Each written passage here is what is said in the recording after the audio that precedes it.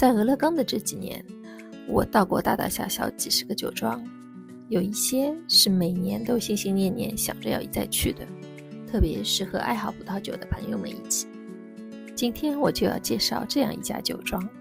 那么Beaux Vineyards呢，经历了这么多年也有了很多变化，所以我们来看看它现在有一些什么新葡萄酒呢？那就跟我来看一看吧。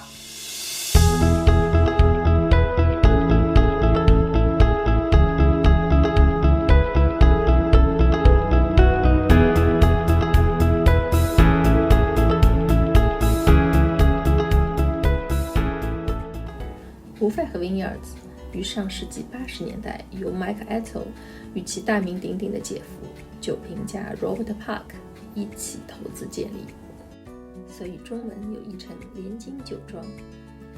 近10年来，酒庄历经2次所有权的变迁。自2017年被法国香槟集团 Henriette 收购后，又于2022年随着法国奢侈品大亨皮诺家族的并购案，归于其控股的酒业投资集团 Artemis 旗下。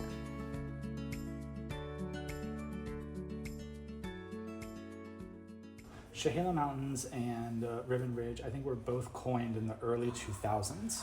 So this is Ribbon Ridge, this is Chehalis Mountain. Yep, exactly. And this whole area now is called Laurelwood, right? Yes, yeah, and Ribbon Ridge is quite small. You kind of see like the natural break here. And then if you're looking for exactly where we are, I have one here. So Chehalis Mountain starts here.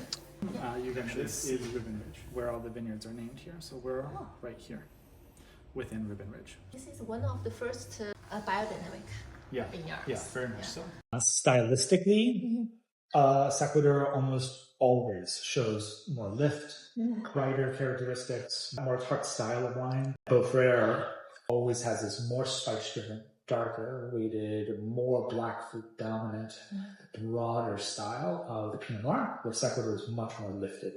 And you'll kind of see here right away, even the color change between the Sequitur and this, right away it's a darker color, and then that style change. Beaux is very wide. Beaux is almost like a square, where Sequitur is much more like a rectangle.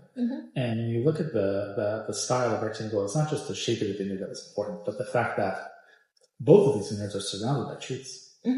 But because this one is so much thinner, there's much more shade. It traps much more moisture. It traps much more cold air. It's harder for when the day starts to warm up. It's harder for the sun to bring that cold air out and warm it up. So it retains all the cold temperatures much more efficiently than Beaux. Beaux, even though it's about a 25-acre vineyard, is divided into almost 30 blocks. And you have warm blocks and you have cold blocks. And all of this come together, and that's what makes this one very special. But for Sequitur, on the other hand, you see a much more contiguous example in terms of exposure, whereas Beaux has many different chains. So Beaux was a combination of the cooler or colder vineyard sites, or blocks, within the Upper Terrace and Beaux vineyard. Here, the model, the parts that are closer to the trees, the parts where the hills roll north a little bit, or they roll east a little bit more, these are going to have colder. Parts are going to have a lower temperature, and that's what you see here is Beaux highlighting those particular blocks. Of course, this is before 2020, right? So what 2020 changed for Beaux was volume. All of a sudden, there was no wine to sell. So this wine has not been made since 2021. A very, very small amount in 21, not made for 22, not made for 23, not going to be made for 24. Because we need now in these warm vintages, we need to take the colder parts of the vineyard and use them here. So that's why even in warm vintages, like when you see 21 or 23 Beaux later, it does not feel like a warm vintage wine, because instead of making Beaux, which is highlighting just the cold parts, we're blending them in here now.